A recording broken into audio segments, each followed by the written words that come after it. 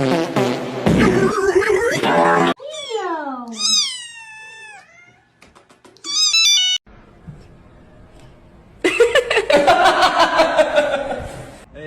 do you want to go swimming?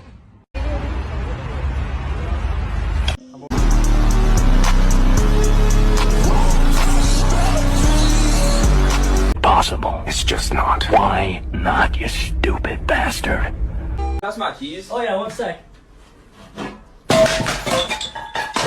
Bro, it's a fucking toilet. I said my keys. Oh shit, my bad, my bad.